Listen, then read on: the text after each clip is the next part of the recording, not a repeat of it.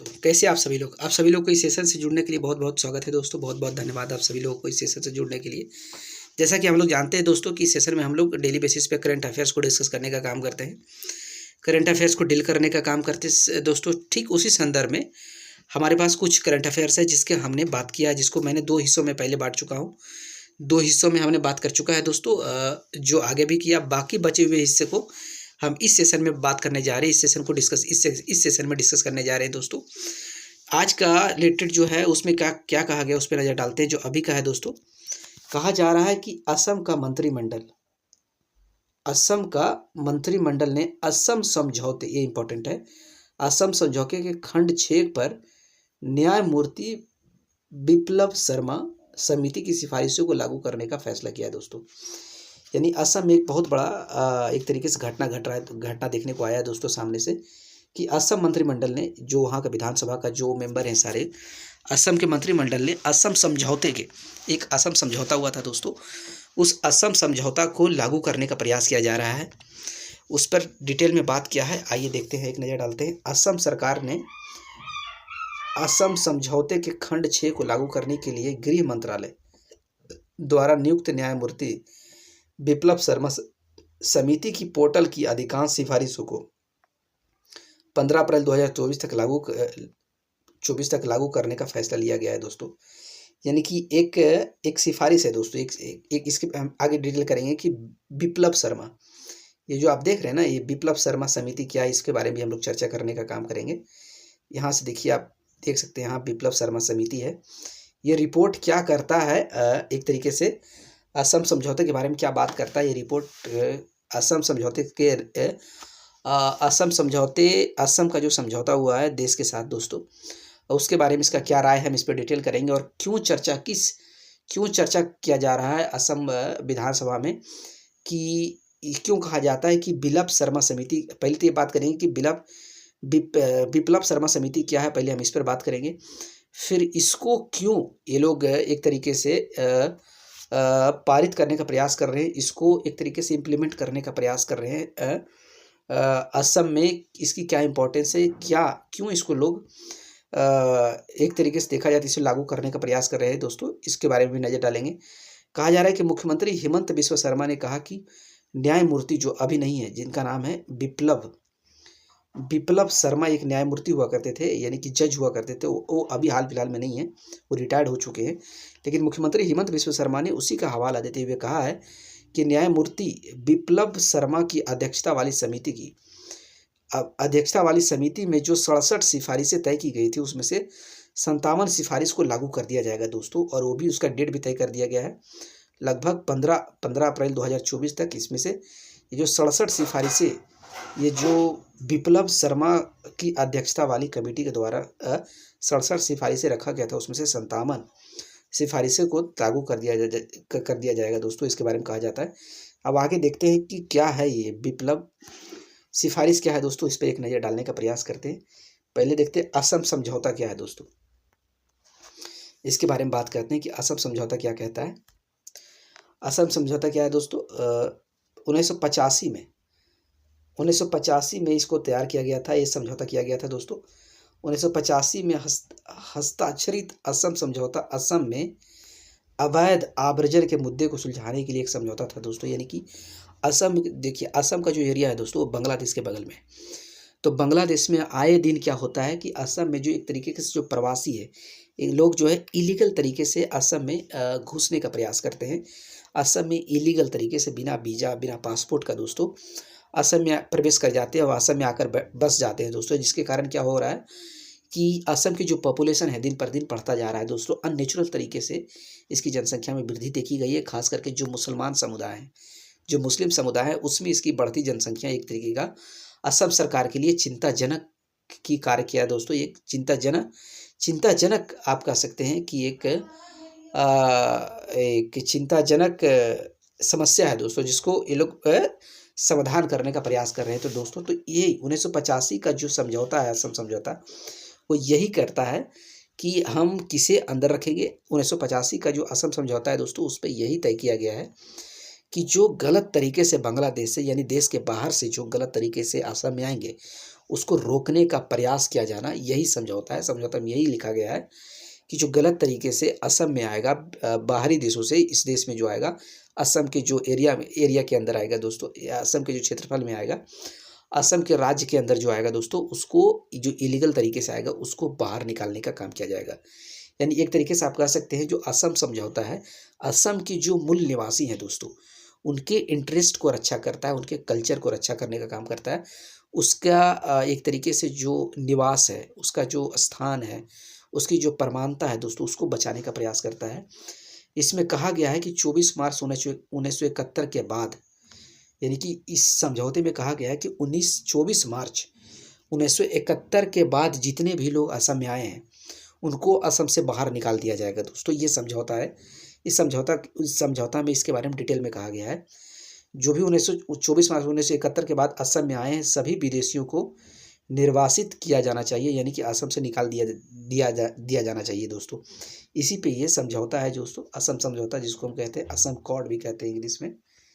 English में हम इसको असम कॉर्ड के नाम से जानते हैं दोस्तों, असम कॉर्ड के नाम से जानते हैं इसी को, इंग्लिश में असम कॉर्ड के नाम से जानते हैं। और इसी के बारे में हम लोग आज बात करने का प्रयास कर रहे हैं दोस्तों। आगे क्या है, कहा जा रहा है कि समझौते का खंड 6, इस समझौता में जो छठा पॉइंट है दोस्तों, छठा पॉइंट है एक तरीके से संवैधानिक, विधायी और प्रशासनिक उपायों के माध्यम से असमियों लोगों के अधिकारों और पहचान की सुरक्षा पर केंद्रित है। यानी कि इस समझौता के जो छठवां भाग है वो कहता है कि संवैधानिक तरीके से या फिर कानून बनाकर किसी भी तरीके से आपकी ये असम के लोगों का जो अधिकार है और जो इनकी पहचान की जो सुरक्षा है, आप इसको बनाए रखिए, आप इसको मेंटेन कीजिए, आप इसका अधिकार को असम के लोगों को दीजिए। आप उसके लिए चाहे कानून बनाइए या फिर कोई लॉ पास कीजिए, इसके लिए सरकार आपको अनुमति देती है दोस्तों। यही खंड 6 की बात कर रहा था, यही 6 को यहाँ पे लागू किया जाने का काम किया जा रहा है दोस्तों, कि हम इसी को लागू करेंगे और जो भी एक तरीके से इलीगल तरीके से जो असम में आए हुए हैं, जो 1971 के बाद जितने लोग आए हैं उनको बाहर निकाला जाने का काम किया जाएगा दोस्तों। और जो बीजेपी की सरकार, जो हिमंत बिस्वा शर्मा मुख्यमंत्री हैं जिनके पार्टी से, उनके द्वारा यही पहल की जा रही है दोस्तों, इसी चीज़ को लागू करने का प्रयास किया जा रहा है। अब आगे देखते हैं क्या कहता है बिप्लब शर्मा आयोग क्या है दोस्तों, अब इस पर भी एक नज़र डालते हैं क्या कहा गया इसमें। इसमें कहा गया खंड 6 के कार्यान्वयन में तेजी लाने के लिए न्यायमूर्ति बिप्लब शर्मा का आयोग का गठन किया गया था दोस्तों। बिप्लब शर्मा का आयोग जो बनाया गया था, जिनका हेड कर रहे थे बिप्लब शर्मा। बिप्लब मतलब एक न्यायाधीश थे, एक जज थे दोस्तों, जो अब रिटायर्ड हो चुके हैं। उनको नियुक्त किया गया था, उनके साथ एक कमेटी बनाई थी, उनको हेड करते हुए एक कमेटी बनाई गई थी, जिसमें कहा गया था जो खंड 6 है असम का, एक तरीके से जो असम समझौते के खंड 6 है, जिसमें कहा गया है दोस्तों कि किसी भी तरीके से, चाहे वो संवैधानिक हो चाहे वो कानूनी तौर पे हो, असम के लोगों का इंटरेस्ट और उसकी पहचान को बनाए रखे जाने का प्रयास किया जाना चाहिए। उसी प्रयास को जल्दी से जल्दी लागू करने के लिए दोस्तों ये जो है बिप्लब आयोग का गठन किया गया था, ताकि उस समझौते का खंड 6 जो है वो काम पूरी तरीके से तय किया जाना चाहिए। उसका जो पूरा प्रोसेस है, यानी कि 1971 के बाद जो भी आए हैं उनको निकाल दिया जाना चाहिए, उसको बाहर किया जाना चाहिए, जो गलत तरीके से इमिग्रेट करके हैं, इलीगल तरीके से जो इस देश में आए हैं दोस्तों। इस काम को जल्दी करने के लिए बिप्लब शर्मा का एक आयोग गठन किया गया था दोस्तों, एक आयोग बनाया गया था जो ये हेड कर रहे थे। इसका लक्ष्य क्या था, इसका लक्ष्य था असमिया संस्कृति और पहचान की रक्षा के लिए कानूनी और नीतिगत परिवर्तन तलाशना था दोस्तों, कि इसके लिए जितना जल्दी हो सके नया कानून बनाया जाए और नीतिगत इसमें परिवर्तन लाने का प्रयास किया जाना चाहिए दोस्तों। यही काम किया गया था। 2019 में स्थापित न्यायमूर्ति बिप्लब शर्मा की अध्यक्षता वाले आयोग ने असम के कानून परिवर्तन में जवाबदेही और जनता के विश्वास को बेहतर बनाने के लिए पुलिस सुधारों पर भी गौर किया गया था। एक तरीके का अगर नज़र डालें दोस्तों तो 2019 में जो न्यायमूर्ति बिप्लब शर्मा का जो 2019 में स्थापित किया गया था, न्यायमूर्ति बिप्लब शर्मा की अध्यक्षता को तैयार किया गया था, उसमें यह भी कहा गया था उस आयोग में दोस्तों कि असम के कानून परिवर्तन में क्या कहा गया था, असम के कानून परिवर्तन में जवाबदेही और जनता के विश्वास को बेहतर बनाने के लिए पुलिस सुधारों पर भी गौर किया जाना चाहिए दोस्तों, यानी कि पुलिस को भी सुधारे जाने का काम किया जाना चाहिए दोस्तों, इस पर भी बात कही गई थी। आगे क्या है देखते हैं। आगे इसमें क्या लिखा गया है दोस्तों, कहा जा रहा है सिफारिशों को लागू करते समय, क्योंकि इस तरीके का जो कानून में बदलाव किया जाएगा दोस्तों, इस तरीके की चीज़ें में बदलाव किया जाएगा, तो संविधान में कुछ नियम है दोस्तों जिसको हमें ध्यान में रखा है। ये कहा जा रहा है कि ये काम इतना आसान नहीं है जितना आज का असम सरकार सोच रही है। हिमंत विश्वकर्मा की सरकार इसको करने के बारे में सोच रही है।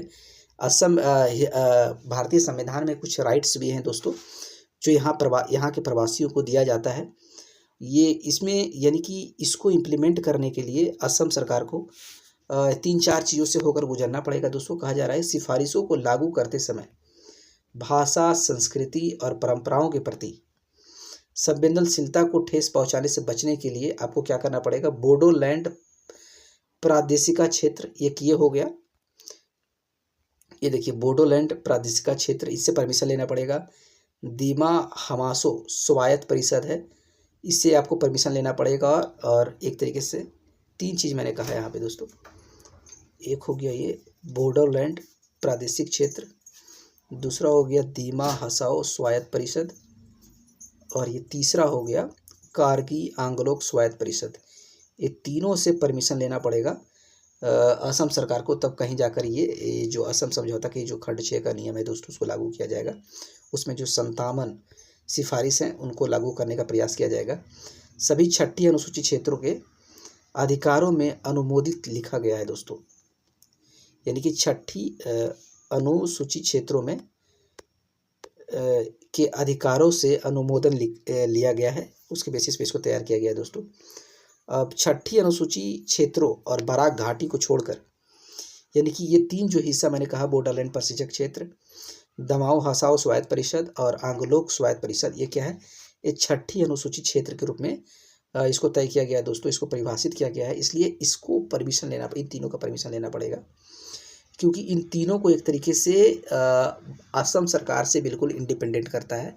ये 3 ऐसे परिषद हैं दोस्तों, ये 3 ऐसा क्षेत्र है, 3 ऐसा विभाग है जिसको खुद से ये 6ठी अनुसूची में आते हैं, और 6ठी अनुसूची में जो भी क्षेत्र आते हैं उनको खुद से निर्णय लेने का फैसला होता है, उसमें असम गवर्नमेंट कुछ नहीं कर सकती है।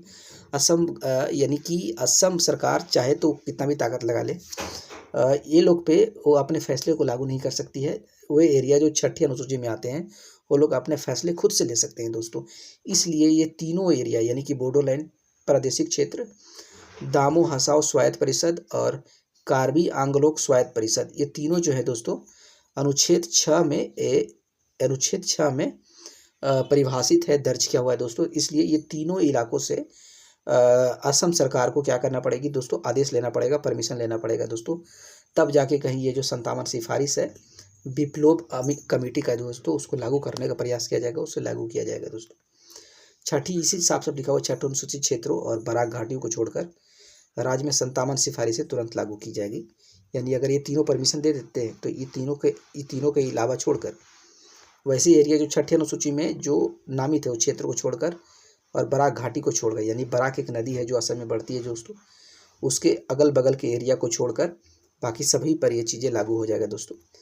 आगे अगला न्यूज़ क्या कहा है दोस्तों, इस पर नजर डालते हैं। कहा जा रहा है राजस्थान के पुलिस को लेकर अगला न्यूज़ है। इसमें क्या कहा गया है, राजस्थान में भारतीय जनता पार्टी की सरकार है दोस्तों, उनके द्वारा क्या कहा जा रहा है कि सरकार ने राज्य पुलिस अधिवस्थ सेवा नियम 1989, ये आप डिटेल में रखिएगा, राज्य पुलिस अधीनस्थ सेवा नियम 1989 में संशोधन करने का निर्णय लिया है दोस्तों। और इसको संशोधन करने के बाद पुलिस बल में महिलाओं के लिए 33% का रिजर्वेशन देने का मंजूरी दी है दोस्तों। यानी कि हाल फिलहाल में अगर देखा जाए तो राजस्थान में जो है बीजेपी की सरकार है दोस्तों, उनके द्वारा क्या किया गया है कि पुलिस अधीनस्थ सेवा नियम 1989 को संशोधित किया गया है। उसको अमेंड करके क्या किया गया है, लोग पुलिस बल में महिलाओं के लिए 33% आरक्षण को मंजूरी दे दी है दोस्तों। ऐसा इनके द्वारा किया जाता है। इनके अलावा भी आप यहाँ देख सकते हैं कि 33% कोटा फॉर वुमेन राज्य पुलिस में महिलाओं के लिए 33% कोटा रिजर्व किया है। 2% Kota for outstanding sports person, वैसे स्पोर्ट्स पर्सन जो बहुत अच्छे खिलाड़ी हैं, उच्चतम लेवल के जो खिलाड़ी हैं दोस्तों। राजस्थान में लैंग्वेज और लाइब्रेरी एक्सरसाइज लैब, उनके लिए 2% रिजर्वेशन के तौर पे तय किया गया है। और 5% एडिशनल अलाउंस फॉर पेंशनर के रूप में भी 5% एडिशनल अलाउंस दिया जाएगा दोस्तों। यहाँ पे आप देख सकते हैं।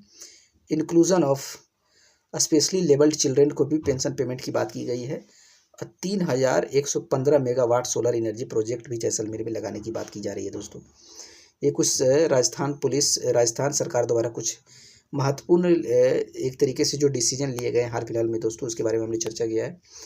उसके बाद आ रहा है अगला न्यूज़ आ रहा है दोस्तों। कहा जा रहा है कि सोनभद्र पुलिस लाइन को अंतर्राष्ट्रीय ISO टैग के द्वारा सम्मानित किया गया है। यानी कि सोनभद्र पुलिस, आप देख सकते हैं इसको, उत्तर प्रदेश यानी पूर्वांचल में पहली बार ऐसा हुआ है। इसके पहले किसी को इस तरीके का एक तरीके से अचीवमेंट नहीं हुआ, इस तरीके का स्टैंडर्ड नहीं मिला है दोस्तों। सोनभद्र ये इंपॉर्टेंट है।